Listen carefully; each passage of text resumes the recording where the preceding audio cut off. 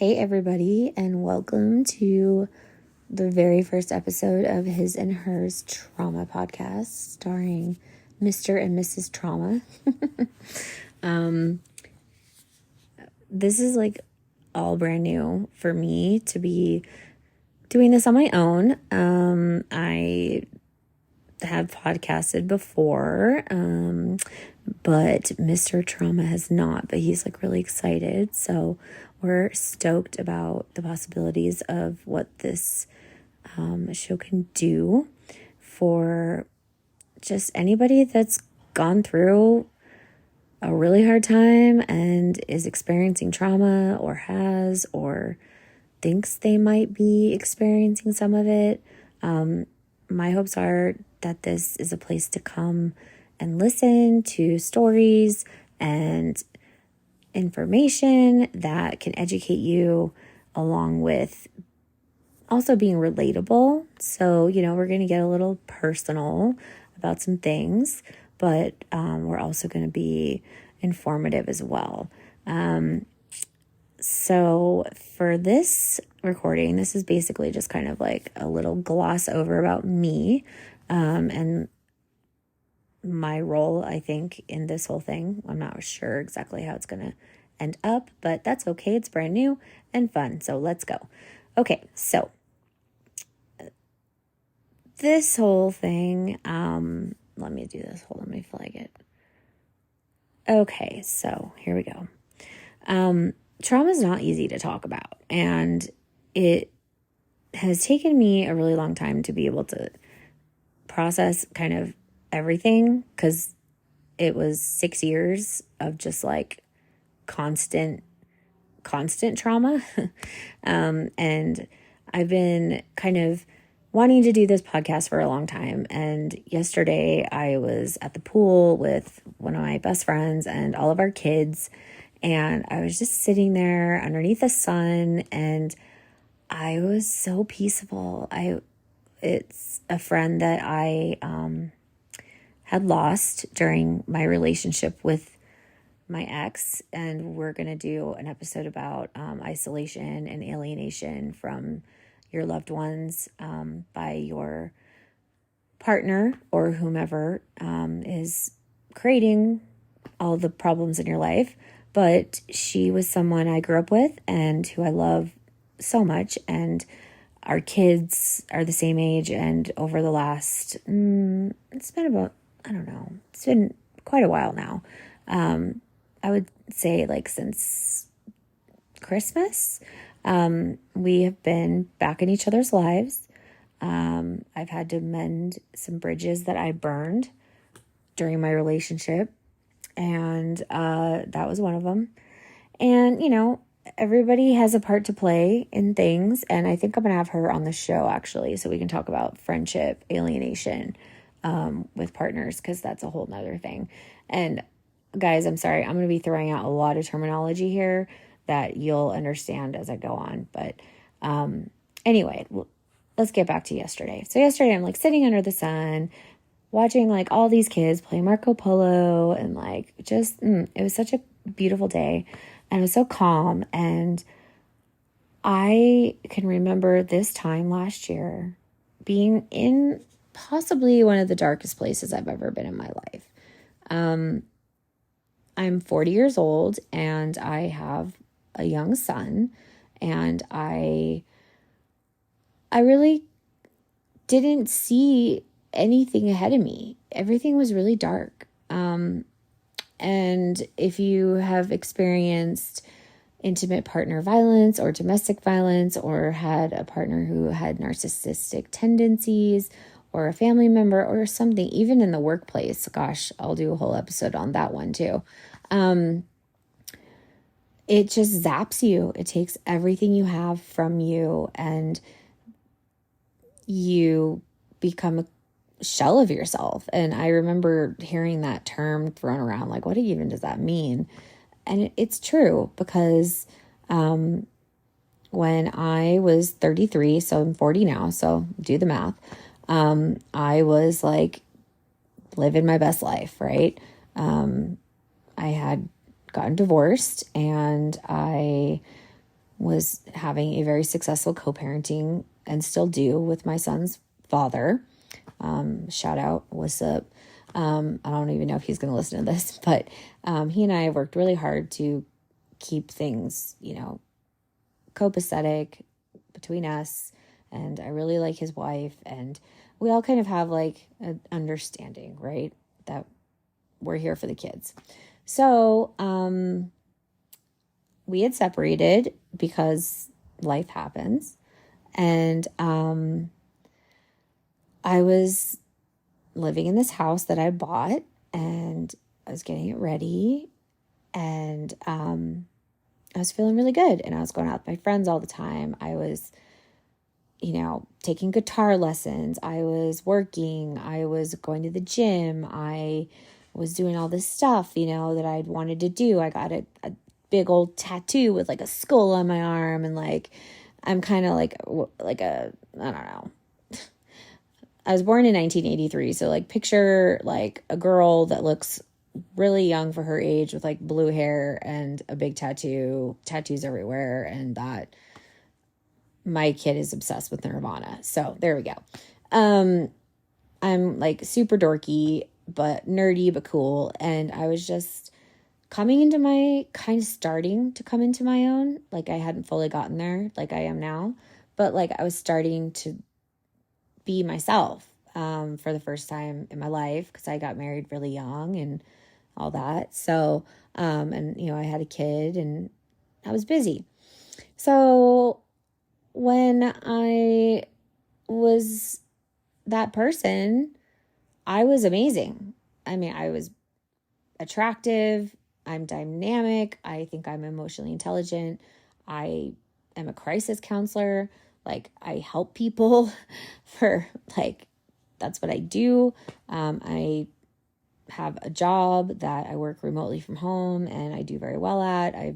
I'm just very, I thought I was doing pretty good, and came along, my worst nightmare pretty much. And they come in the form of this amazing promise, right? And I'm going to go all over the whole narcissistic ex later. But basically, I went from being that girl to this time last year, not being able to leave the basement. I had gained 100 pounds I was so depressed.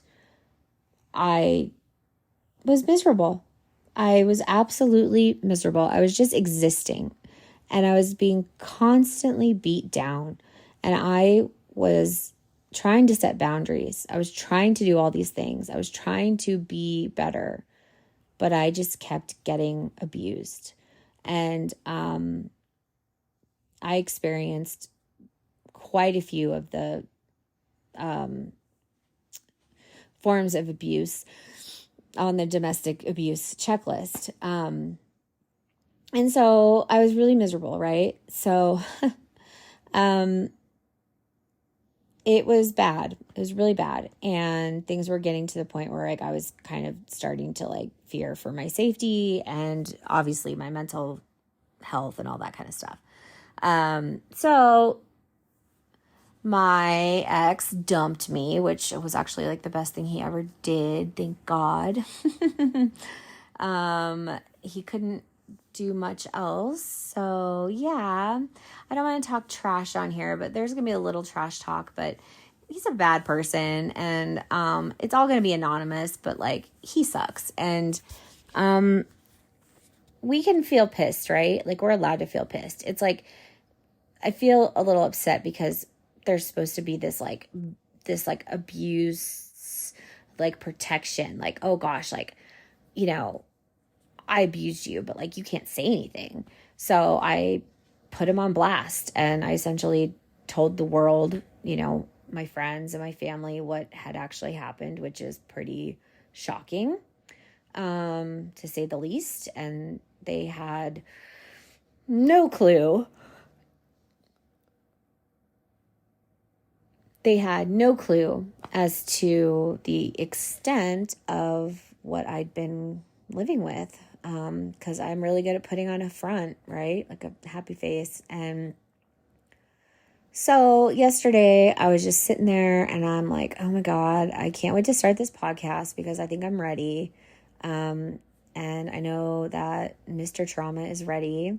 And so here we are. Okay. That's where I'm at today. This is why I'm doing this today. And I'll get better at this. I'm going to be all over the place. You're probably going to just be like, Mrs. Trauma, you're insane. But I'm not. There is a method to my madness here. So we have some goals with this podcast. First of all, we want to share with you guys, our listeners, about what we went through individually a little bit, kind of gloss over it. We don't want to get too crazy, but we will talk about it. It's equally bad. We also want to talk about just what it feels like to be in that type of relationship and the things that happen to you and what to look for from a female perspective as well as a male perspective, because I know it's different. And the big elephant in the room is the fact that I am absolutely shocked at the lack of resources for men who are experiencing, PTSD, trauma, all this stuff from these relationships, unless they're like thrown into the legal system somehow because someone lied about something, or I don't know, they just I hate saying it, but maybe just leave the earth because they can't handle it. A lot of these men that I talk to when I do my crisis counseling, they are desperate and they are completely convinced that it is all their fault. And it is mind-boggling for me to see it on the flip side. Because I kind of only thought that type of manipulation happened from a insecure kind of man-child perspective or whatever, but no, it doesn't. It happens with women too. And so this time last year, I was getting out of this relationship. This relationship had been dead for probably 2 years prior. We were just sort of functioning because he had nowhere else to go. And he was living off of me and living in my house and trashing my house and treating all of my things like crap and just literally shitting all over my life. Okay. And things came to a head. The big thing he hated was that I gained a bunch of weight. And, it was COVID and I was doing remote learning with my kiddo, and my son's father is very busy with his job. So I have my son pretty much full time, and it's fine. I like it that way. We like routine. It's cool. But, I really did have to put myself on the back burner for a while. And, he also was an alcoholic, is an alcoholic. I'm sure he still is. He's a self-proclaimed narcissist. He's a spoiled brat. He was a little bit younger than me. He thought playing video games was way more fun than hanging out with me. All he would do was belittle me all the time. He alienated everyone out of my life. He was just the most obnoxious person you've ever met in your life. Still is to this day, I'm sure. It's kind of a small town where I live, and I do hear stories of my friends running into him and them just being like, oh my God, he's the worst. So no love lost there. But at the time I was like, oh my God, he's convinced me that I'm never going to meet someone, or I'm always going to be alone. And I'm not going to lie. I am a romantic. I love to be in love. I have never actually think I have been in love until I met Mr. Trauma. And my mom told us that on the phone the other day. I've always just been really guarded, and I let my guard down a little bit with this guy. Let's find a nickname for him. Let's call him the, oh God, I don't know, the puppeteer, the puppet master. We'll figure something out for him for a nickname. But, I really had closed myself off and it was really bad. So, yeah, I just lost my train of thought. This is so hard. This has been a long time. This is a practice episode. I'm probably going to re-record this. Oh, getting back to it. So I was basically just like existing, like waste of space, not contributing to anything. Except for I was taking care of my kid. And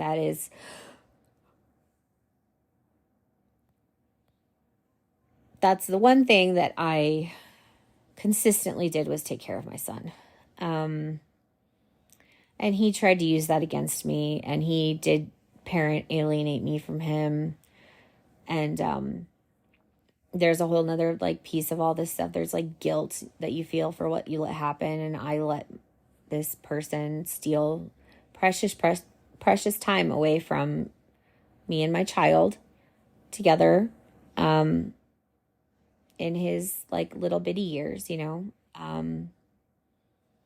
going to be turning 10. So yeah, I would be alienated down to the basement because I didn't want to be around the alcohol, and my son would seemingly be wanting to hang out with him. So I let it happen, and I didn't realize that we were all being manipulated.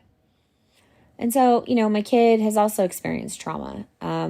He never physically did anything to my child, but mentally, my kiddo has struggled, and he's needed a lot of support and love. So, we've come a long way, and he's doing really well. Thank goodness. And, I played my part too. Like, I'm not saying I'm a complete victim here. I'm just saying that, like, I was with someone who made it their job to find me when I was at my best and then suck me dry, suck every little ounce of my supply. That's another word. I could offer him until I completely shut down. And I gray rocked him, stonewalled him, iced him out, whatever you want to say. And I completely just disengaged. And he knew at that point that he had officially done his job well done, sir, and on to the next. And he literally, after living here for 6 years, moved out within like 15 minutes and left like all his stuff here. I've not seen the man since. Spoken to him via email a few times. He's just always arrogant and doesn't own anything or apologize for anything. So, typical narcissistic behavior. I'm fine with it. The closure that I needed was just to realize that he was wrong about me. So getting back to like resources and stuff. So like, it's been a year since this happened, and a lot's happened. I'm still falling on my face sometimes. I still have panic attacks. I still have dreams about this person. But I have also come a long way. Whilst I was throwing myself into, learning about trauma, and really, I was really more geared on the whole like narcissism piece of it. I decided, what the heck? I'm going to like see what's up and put myself out there. Cause like, I'm not going to lie. This is not like a PG-13 podcast. We're going to be talking about some real stuff. Like, I hadn't been intimate with someone in a really long time, and my ex would weaponize sex and withhold it from me. And it was really bad and nasty and terrible behavior. And so like, I was really going insane. So like, I hopped on some dating apps, and I'm like curious, I wasn't going to hoe around, but I was kind of looking for a friend. I don't know what I was looking for, actually. I just started looking to see if I was totally like just chopped liver at that point. Because when I met this man, my ex, I was a hottie, toddy, thotty, whatever they call that right now. I'm not a Gen Zer, but I was doing pretty good. I looked great. I felt great. And then fast forward 6 years later, and I felt like kind of like a gargoyle. It was terrible. So, I talked to a couple people and just, they were nice, right? But like it just didn't have the energy or time to be like, oh, I'm going to make time to go meet up with this person. And now I'm kind of getting into like the other person behind this podcast, which is Mr. Trauma. So I'm going through it, right? It's summer, end of summer. Now I've been kind of on my own. Not really. My parents had to come and stay with me because I was really in a bad way. Like I needed my family. I had not had any type of like love shown or support shown to me in so long. And, one of the last things my ex told me was, I can't ever look at anyone that loves you in the eye ever again, because now they know everything I did because you told them everything and it's your fault. Right? So there we go. There's another thing. So basically, I did myself a huge favor by coming clean about what was happening, and everybody thought I was happy and I wasn't.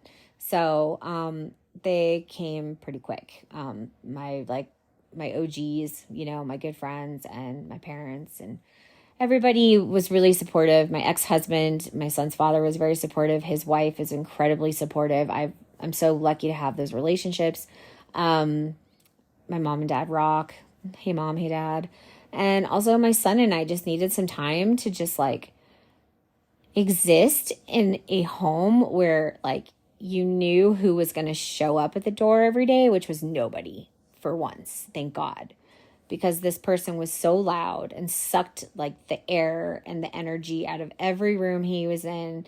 He's just overly arrogant, needed all eyes on him. It was exhausting. And I'm an only child. My kid's an only child. We're pretty quiet. We like to have fun. Like we have good times, but we don't party. I don't drink. I don't do all that stuff. Right. And so he was just doing it by himself in my house and creating chaos. And so it was really kind of like reconnecting with like my home at first. And I had all these walls up when I went into this whole like idea of talking to someone and meeting someone. I was like, okay, I don't need to get married because I'm, I work and I pay my bills. I'm cool. I don't like need a man, right? But I would like to have like a partner, and maybe someday, like, I don't know, retire and get like side by side retirement condos. Like never ever live with anyone ever again. I mean, I was so over it. I was so protective of myself and my time and my space and my kid and everything that I was completely just like shut off, really.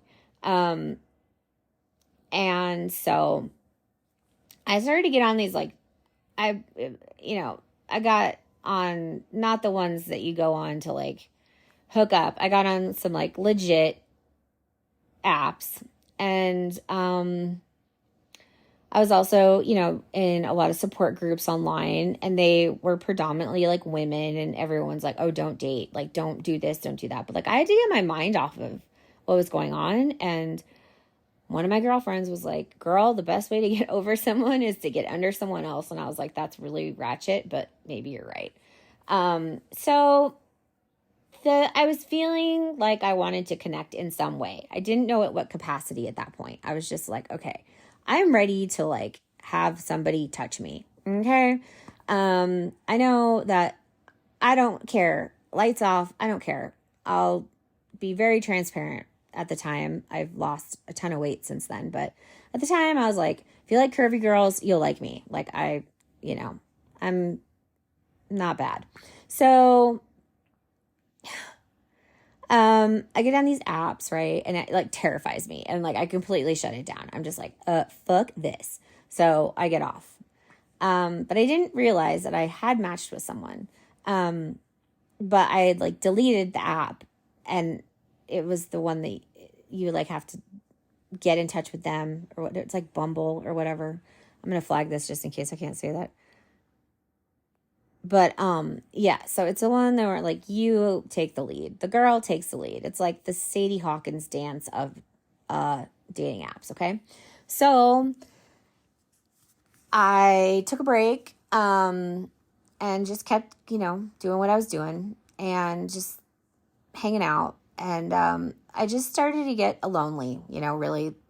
But I was happier. I was just so relieved to not be bombarded with like verbal abuse constantly all day. I mean, I was terrorized, really. And like I said, I'll get more into that later down the road. I'm just kind of giving you like a preface of like what this is, how I know Mr. Trauma, why this all happened. It's kind of all over the place, but I promise you that it will become cohesive once we start planning. This is just like my unfiltered intro about kind of a little bit about me. Everything will be much more structured, trust me, from here on out. Like, I'm taking notes and stuff. Oh, and by the way, if you like the logo, I designed that myself. Pretty proud of it. So anyway, yeah, so I got off and then I was like, ugh. My mom was in town and like, I love my mom to death, but it's like I have my kid and my mom here and I'm just like, oh my God, I'm going insane. I just want to talk to someone. Like I wasn't even like maybe even gonna like meet up with someone because I was so hurt still and I was still processing like all of this stuff that happened and no closure. Like guys, I'm telling you right now, you'll never get closure. If you're traumatized by someone, you have to let it go. You will never get closure. You'll never get a goodbye. You'll never get this. I thankfully didn't have a lot of like hoovering is what they call it, where he would try to come back into my life because I think once I told everyone what he did to me, the hard cold facts of what happened, he's kind of like a pussy and he knew that if he came around, he was gonna probably not be in like the best place. So he kind of stayed away from me. So anyway, that was good. But I was still, sending him like unhinged, like stupid text messages because I was brainwashed. Like, oh my God, it was so silly. I have voice recordings of myself like crying for like 15 minutes over him. Ugh, my gosh. I just look back and I'm just like, so, I give myself grace because it was 6 years of being hammered into the ground. Right. But I also look back and I'm like, what the fuck was I doing? What the fuck was I doing? Anyway, resources. Okay. So we'll get into that too. But I had to stop doing my crisis counseling and everything because like I just couldn't do shit. I couldn't do anything except for just like breathe. So I started to kind of feel a little bit better. And flag there, I yawned. I was never allowed to get a cat. And I already had 2 cats and I really wanted to get a kitten. And so I like got like my cat that I was never allowed to get. I got this little kitty. Her name's Harley. And now we're down to two cats. Cause Jazzy, my other kitty cat passed away. But she held out, I think, until she knew I was okay. Again, we'll have an episode on pets too. Cause like pets are a big thing. And then, so I got the kitten and I was like, oh my gosh. And then I had a friend of mine move in with me who has a young son and she was sort of down and out and I have a finished basement. I was like, I am lonely. Come live with me. So I had a roomie. I had like a cat and I was like, okay, I'm feeling a little bit better. Like, okay, I feel safe. I'm good. I was like totally just not, I had no idea what I wanted. I don't know what I was thinking really. Honestly, it was probably actually pretty like reckless for me to have done what I did at that point because it was pretty fast. But also you have to remember when you're in those relationships, you're so lonely for so long. I felt like I'd been alone since COVID, since the pandemic. And this was just last year where this happened. So I was lonely, and I'm I'm an extrovert, introvert. Like I like a small group of friends that I'm really close with. I didn't have that anymore. I like to have, intimate connections, didn't have that anymore. So I was not feeling great, but my son and I, we were reconnecting and we were getting things done. And he was like crushing it at school and everything was kind of starting to feel good again. So my mom was here, like I said, and oh my God, this is like so all over the place. I'm so fucking sorry. I don't even know what I'm talking about. I'm going to flag that. I'm not even going to be able to use this. I might just leave this up for like shits and giggles so people can be like, oh my God, bleh. There's just so much to this. It's like, it's so big that it's hard to break it down. So I'm trying to like break down just like the little beginning parts of it. So anyway, I'm doing my thing, all this stuff, therapy, blah, blah, blah. Support groups, yada, yada, yada. Trash talking all day long, okay? And then I get back on the Sadie Hawkins dating app and I matched with this guy, right? And like, I was like, like he's kind of my type. Yeah. Older, check. Like I had this checklist in my brain and I would literally lay in my bed in the basement because that's where I was living, basically in the basement because I was too afraid to come upstairs when my ex was here because he was just the worst. And so I would sit down there and I would just go over and over again, like someone out there wants me. They've got to want me. Like I've so many good things about me and there's got to be a guy out there who just like wants to eat this up like Thanksgiving dinner, right? And I want to be a little bit older. Like at the time, I was 39, I think 38 or 30. I was like 38 when I started wishing this. So this was like 2 years ago. I was like, I want a guy who's like cool, like has a job. Cause like I am so sick of financially supporting this like man child.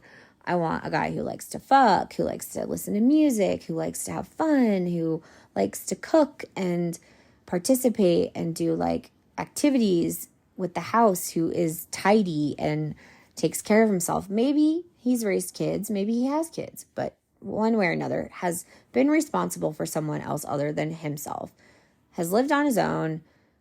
I don't care if he's married, has been married, not married at the time, but has a marriage under his belt or whatever.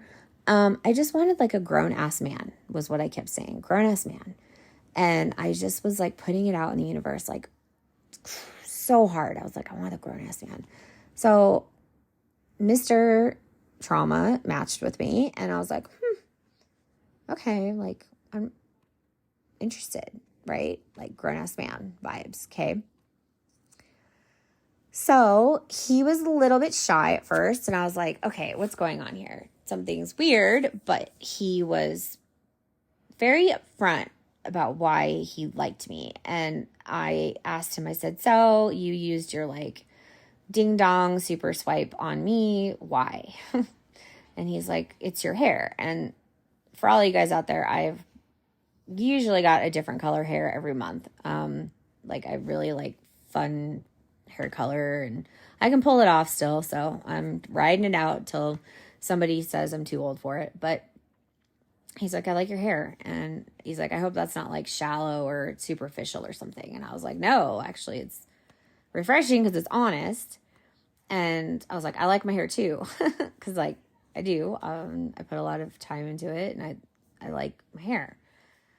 So, yeah, we just sort of like started doing the how's it going? How's your day? Yada, yada, chit, chit, chit, chat, chat, chat, just sort of surfacey stuff.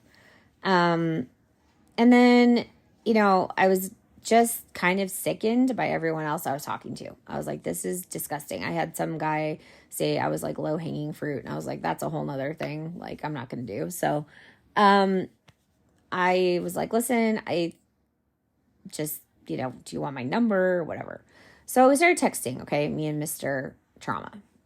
And this is like in the fall of last year. So like early October of last year, okay? And I'm starting to feel a little bit better about myself. I had been on like one date. It wasn't like a date out. It was like a date in. And so I like had an encounter with the opposite sex, and it went okay. And I was like, okay, like, all right, okay.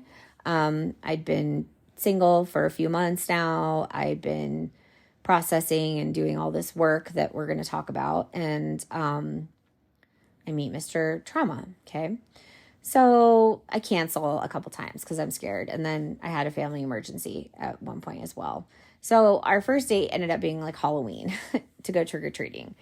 We were both like so nervous. I was like sweating in the middle of October in a state that is very cold in October.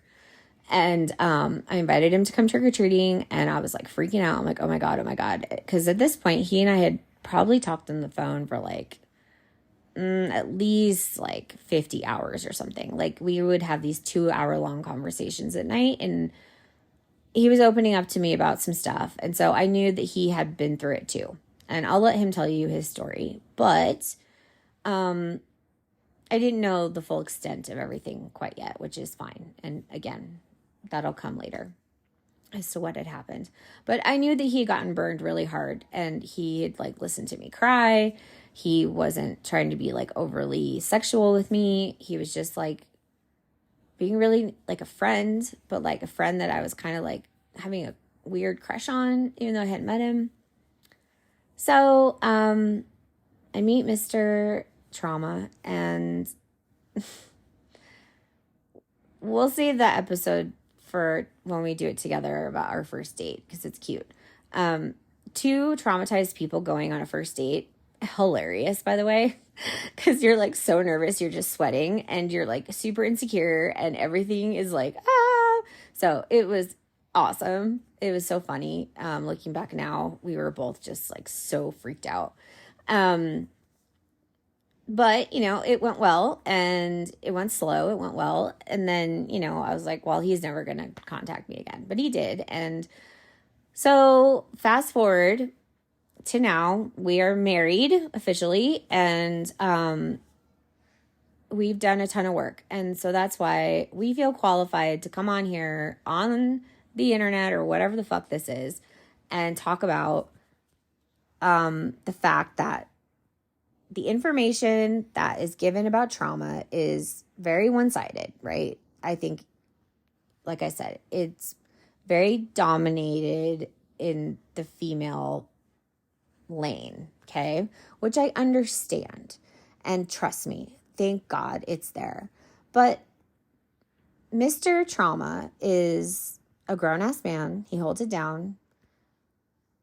He's like my like daddy doodad. I'm his like baby girl. Like he knows what's up. He throws it down. He holds down the house. He's got his own shit together. Like he's a grown-ass man, right? And, but he's also sensitive and vulnerable. And I think that's very masculine. He is romantic. He has been hurt beyond measure. And he lived with this for a really long time. And, I don't know if someone out there is sitting there listening to this and they're like, I feel like I'm Mr. Trauma.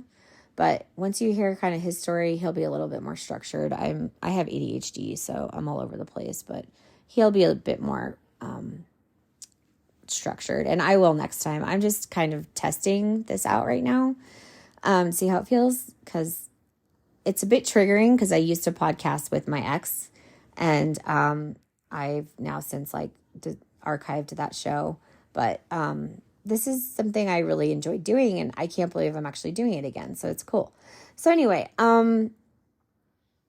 there's just not enough out there for you guys. And so I am taking the initiative to come on here and shout out to the rooftops. Like, you guys, men, you are probably experiencing domestic violence in some form or another if you're traumatized. And we are going to talk about that, and we are going to have resources for you.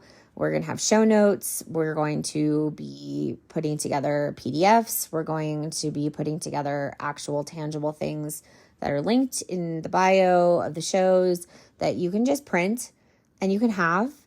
We're also going to do some stuff about keeping yourself safe financially, because, financial abuse is another form of domestic abuse as well, which I got to see firsthand.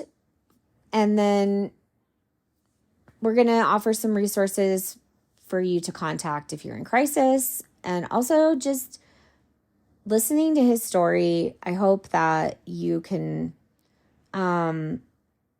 hear yourself in him, because I can't tell his story for him, and it's not fair if I try, because it's powerful and it's very important. And my story is too. I'm sort of glossing over it right now, but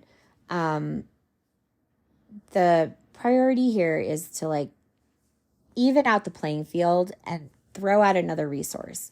I am a crisis counselor and I can pull from resources from everywhere, and I can pull a handful for men out of 1,000 for domestic violence, intimate partner violence, parent alienation, a handful from all of those resources that are specific to men. I'm not saying that all of the other ones are specific to women. There's a lot that are just sort of gender neutral, but sometimes you've been so emasculated that you want something that is just for you from a male's perspective.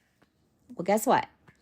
We got him, and he's really excited about talking about what he went through. Not in the sense of reliving it or anything, but paying it forward, because we have felt the universe has been so good to us. I don't know why we have scored so big with each other. We both feel like we just hit the lottery. We're so gaga over each other. I mean, I'm in love for the first time in my life, and I married this person. I told myself I never would. I broke all my boundaries, right? But the good ones. He flipped the script on me, and it's not like he tried. We both went in very cautious, and we, did things safely. We protected ourselves financially because we know what it's like to get screwed over. So, we got our finances in order. We drew up paperwork. We are in this for the right reasons. And, I still think sometimes he struggles to trust me, because he was so manipulated. And so it breaks my heart, first of all, that the man that I love is still having problems with that, and that there still isn't enough out there for him.